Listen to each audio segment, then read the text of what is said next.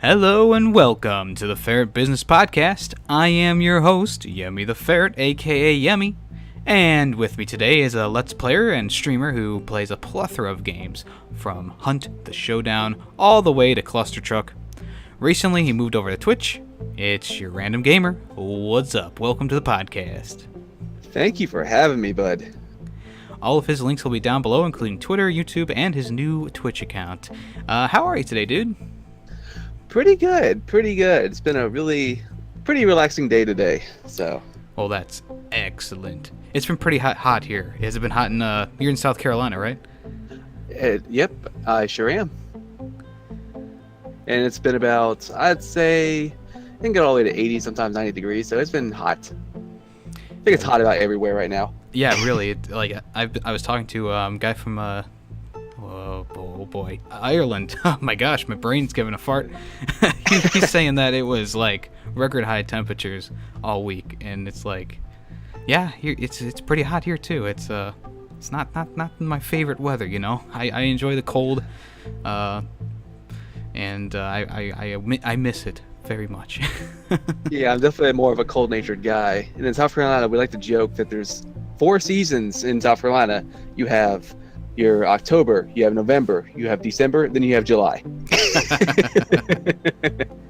Well, here in Ohio, you can have all 4 seasons in the same week. Last year, at the end of winter, we had snow one day, we had spring-like temperatures the next day, we had fall-like temperatures the next day, then we had up in the 70s, and then went back to winter. And I was like, what the fuck is going on here? Man, I miss Ohio. My grandparents went to Ohio, so we went up there. I remember when I came back from Ohio, the first thing I saw was hills. Oh my God, I don't have to see flat land anymore. Yeah, it is pretty hilly here. Not as bad as Pennsylvania, but it's definitely like we got some hills going on. What's your favorite part of living in South Carolina? Oh boy, believe it or not, there's not much to do down here.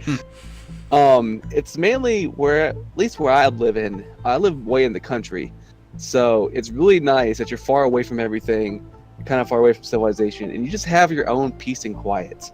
So I'm never worried about having traffic near me, or about cars going or trains near my house. It's just, if I want a nice easy day, I just go into the backyard, crack open a beer, and just relax. Very tranquil. Mm-hmm. Have you ever been to the big city stuff like Myrtle Beach or anything like that? I have been to Myrtle Beach a few times, and there's actually, I think, a big city. The biggest cities near me are Spartanburg and Greenville, and they can get very hectic sometimes, especially Greenville. But I definitely would rather enjoy the beach. Though Myrtle Beach right now is not a good place to go to. It's very there's a lot of bacteria in the water. Oh, okay. I thought you were about to say there's a lot of high schoolers and stuff camping out at the beach. The high schoolers are the least of your concern right now. So what is I know here in Ohio we also have that bacteria thing. It hasn't happened in a while though, that they've said, hey, don't go in the water. So what's that all about in your part of the world? Lately it's just been bad, at least with Myrtle Beach anyway. If you have pretty much any cuts or open wounds, don't go in the water because they'll get infected really fast. I don't know why the beach is that bad right now. I haven't looked too much into it. It's been a while since I've been down there, but I just know that right now Myrtle Beach is not the best beach to go to. Gotcha. You want to head more down south or more up north. Go to those beaches. Yeah, I guess it would suck if you're on vacation, you come down to South Carolina, you can't go in the water. Yeah, I'm sure definitely. that would be like a Griswold family vacation kind of thing going on there. Like, hey, we got here and the beach is closed. Sorry, folks. Oh. So, how old is your daughter? 3 years old, actually. And is it your first child, or? See, that's technical because my wife, she has a son of her own before I came into the relationship. So, sorry. It's okay. Her child is I consider my son. So I have an 8-year-old stepson and a 3-year-old daughter. So technically, yes, she is my first daughter. She's my first child, but I consider her son my child as well. So. Well, that's awesome. What's the hardest part of raising 2 kids, I guess? Oh boy. Time. I'll tell you right now, being a full-time worker at Amazon with 2 kids and my wife, like I run out of I just don't have time for everything. I wish, especially working at nights, I just miss out on so much. I don't get enough time to spend with my kids. I don't get enough time to spend with my family. So how'd you and your wife meet? We met it back in high school. Oh, long time. Yeah, long time ago. Oh, what was it? I think 8-9 years ago, honey. You don't know.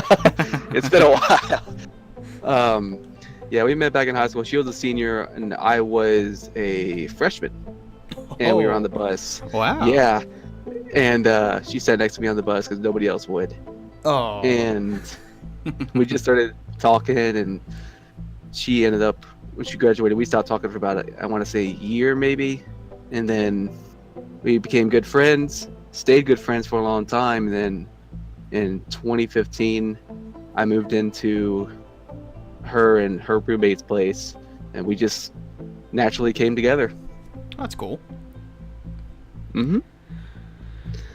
So we've been together. Sorry. Oh no, go ahead. If you want to keep going, I'm good. But we've been together for about 5 years now. It'll be 5 years in September. Well, that's awesome. Did you have a nice wedding? No wedding. No wedding. I call her my wife just because we've been together that long. We're actually engaged. Oh, okay. So, after you've been together so long, it's pretty much how that is. Understandable. I get you. She's all nervous now because I mentioned her. She's shy. Well, I guess we should jump into the strike controversy that led you to joining Twitch. Can you kind of go over what happened and how you found out about it? Oh boy, yeah. Yesterday, I guess if you want to upload this later, it was on Thursday. No, sorry, I was on Friday's stream. I was streaming Fantasy Star Online, and 30 seconds into it, when I had my splash screen up, I was notified by YouTube on my live stream page that my video resolution was incorrect. So I had to take it down, fix that, and then I put the stream back up. I guess I was flagged by a bot, but I was 20 minutes into my stream, and then everything just went offline. I had no idea why. I was freaking out, and I checked around, and yep, I saw I had a community strike for spam. So that happened. Yeah, that's awful.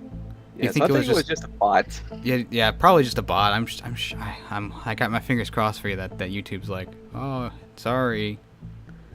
Yeah, but I mean, I was planning on going to Twitch anyway. I was going to Twitch, Mixer, and also Smashcast, I do believe is what it's called.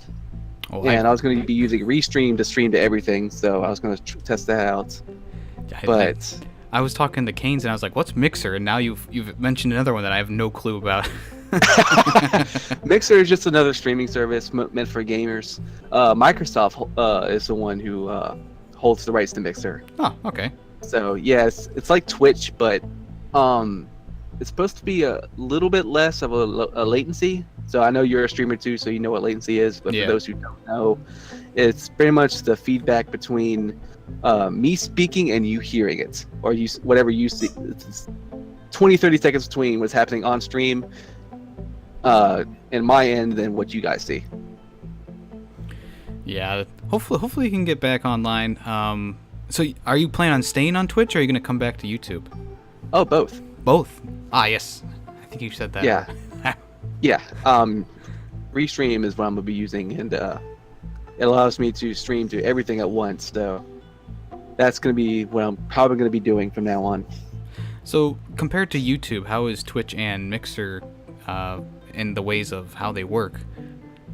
Strangely enough, I'm getting less latency on Twitch than I was on YouTube, which is really throwing me off because I always heard that ultra low latency on YouTube is the fastest you can get. Right. But I know Twitch and Mixer, you have a little bit less of when it comes to viewers and fan base. And it can get big, but it's a little easier to get monetized. But it's definitely a little slower when it comes to growing. Yeah. But It's definitely a lot different because when you go to Twitch or Mixer, all this is for streaming. It's for streaming, especially for gamers. So YouTube is a general overall thing. Anybody can upload to YouTube. That's their special thing. Is anybody could be a YouTuber. Whether you're a vlog, whether you do news, whether you do podcasts, whether you do video games, everything can go to YouTube. When it comes to Twitch and Mixer, it's more of a gaming service. It's definitely only streaming. Mm-hmm. So it's definitely a lot different than YouTube. So how long have you been on YouTube before the strike? I started actually this year in January. So not very long. Yeah, I haven't been a YouTuber that long. Growing at a steady pace. Yeah, and what inspired you to come on YouTube and start streaming? Oh boy, I've always wanted to be a YouTuber actually. I just didn't know how to start. A lot of people don't know how to start. And gaming has always been my passion. It's what my channel pretty much revolves around is everything when it comes to games. When it revolves around an indie game, an old classic game, or even a AAA game. I want to cover everything I possibly can. Because the whole point is you never know what you're going to find in games. Mm-hmm. So if you just go to AAA titles and go, okay, the next Call of Duty, the next Battlefield, it gets worn down real fast. You learn what to expect. But when you dive into an indie game, or maybe it's something from the classics, or a hidden gem from a console way back in the day, you never know what you're going to find. That's why I started streaming on Fridays. I do Fantasy Star Online, and anybody can join me on that. And Fantasy Star Online is my favorite game, and it's a hidden gem from the Dreamcast and GameCube days. And I've sent out an invite to anybody who wants to join me and experience this game for themselves. Please do, because it's such an amazing game, but nobody knows about it. And there are so many games like that I just feel like they don't get the chance they deserve. Yeah, it feels like a lot of times, like a game, when it first comes out, it's like, okay, this is a game, everyone buys it, and then a day later, or a week later, depending on how long, it takes for another game to come out, it's just gone. It's gone, it's under the shelf, it's under the book, how it goes. Yeah. You put it on the shelf, you don't look at it until, 3 years down the road, and you're like, oh yeah, I still have that game, and then usually people just go and sell it. They're like, I'm not going to play that anymore, so they just sell it. Yeah, no kidding.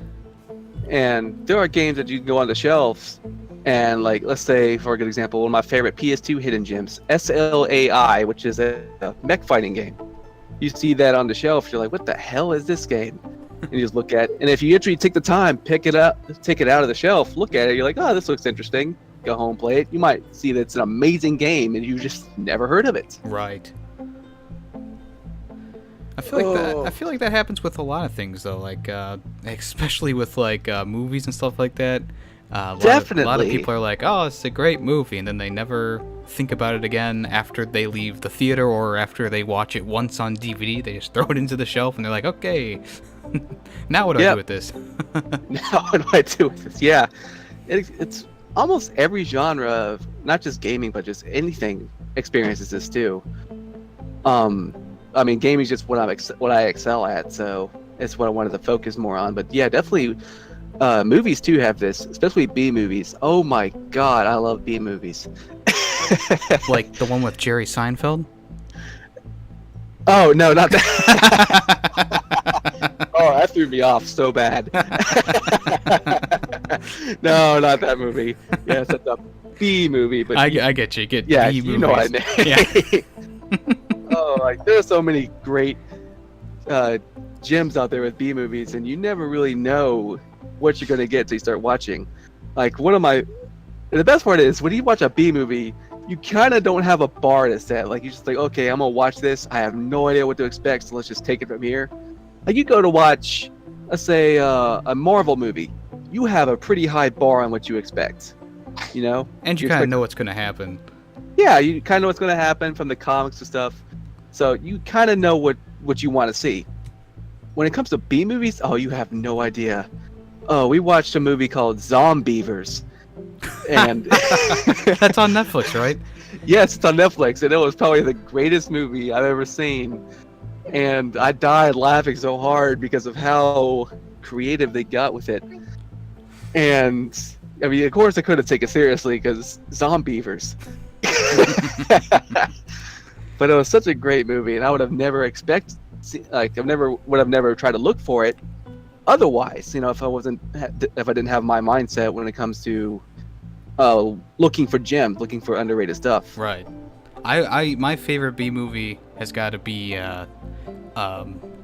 Dead Snow. I love that freaking movie. It's like, it's over the top. I mean, the guy gets killed by a zombie inside a porta potty. It's great. And I mean, the ending is just like, the one guy has like an axe, and they're like just chopping zombies up and chainsawing them. It's a great B movie if you haven't seen it. Dead Snow. It's English subtitles because I think it's a German film, but it's awesome. So freaking good. I think there's a second one out now, but I never got around to watching it. I know it had a very strange plot. Like, they accidentally sewed the leader zombie's arm onto the normal guy so he can control zombies. I don't know. I was just flipping through the reviews, and I was like, okay, this is a little weird. That sounds like a B movie. All right, I'll look that up. So, do you have a favorite game that you like to stream on YouTube and Twitch? Oh, besides Fantasy Star Online? Oh, God. That's kind of the thing with my channel, though. I don't necessarily... I can't stream 2 games more than once. Okay. That's just... I look at channels that do nothing but Fortnite, and I'm just like, why? I can't handle this. I've already played enough Fortnite. I know what it is. I know exactly how it works. I don't want to do this anymore. So I don't necessarily have a single type of game that I stream. I mean, I will admit I've streamed a lot of Hunt Showdown, a lot more than I probably should have. I've been looking at that game. Is it like real good? Or it's just like, it's early access right now, it might not be good enough to buy yet? I'll tell you, it's very good. Very difficult learning curve. I'll say that right off the bat. Expect to die a lot. If you don't have a friend with you, yeah, you're going to definitely regret it. You definitely need teamwork. And the hardest part of that game is not even the monsters, it's the other players. Because the way they've set it up, I mean, I love the fact that it's based on old times. Like, you have Mods and Nagants as your weapon, pretty much basically before World War II. Those type of weapons. Oh, okay, like Civil War, Western stuff. Yeah. You have those type of weapons. And the aiming's a little off. They did it all on purpose. Uh-huh. But if you get a headshot, that's an immediate kill. That's the way they have set it up. So if you shoot somebody in the head, they're down. And you can only revive them a few times with your teammate, and it takes a permanent part of your health bar. And if they don't even have a teammate, well, they're dead. They can't get back up. They lost that character. It's very, very unforgiving. It's almost like the Dark Souls of first-person shooters, if I may say that. Oh, no. But yeah, it's definitely a game I would recommend. But as for a game I would stream constantly, oh boy. Again, like I said, that's just a tough call. It really is. Well, let me ask you this. What's a game that you avoid, like the bubonic plague? Oh, God.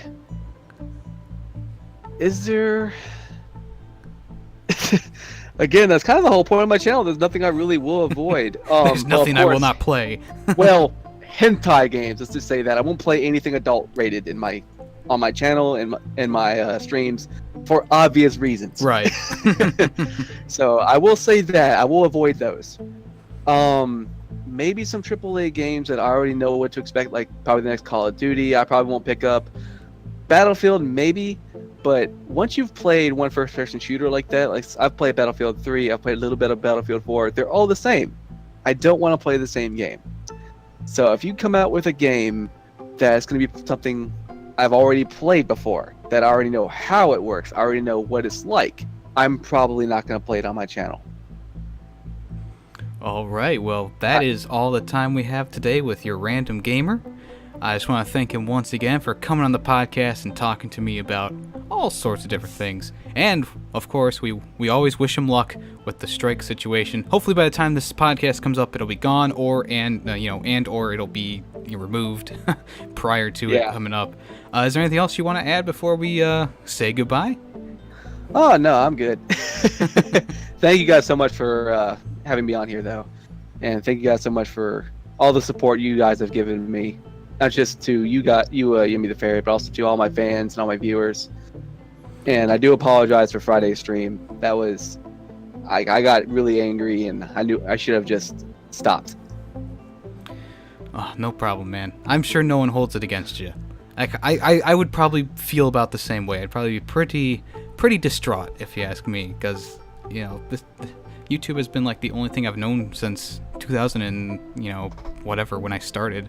And it, like, to see all your work kind of just crumble like that. Yeah, like, you can't stream, you can't update your thumbnails. Like, it's all that stupid shit that's like, I need this, I want to do this, and it's fun. Yeah, it definitely brings a lot of panic. Alrighty, and like I said, all of his links will be down below. So Twitter, YouTube, Twitch, Mixer. If you start that by the time that the podcast comes up, I'll definitely put that under there. And yeah, so I am your host, YemmytheFerret, and this has been another episode of the Ferret Business Podcast.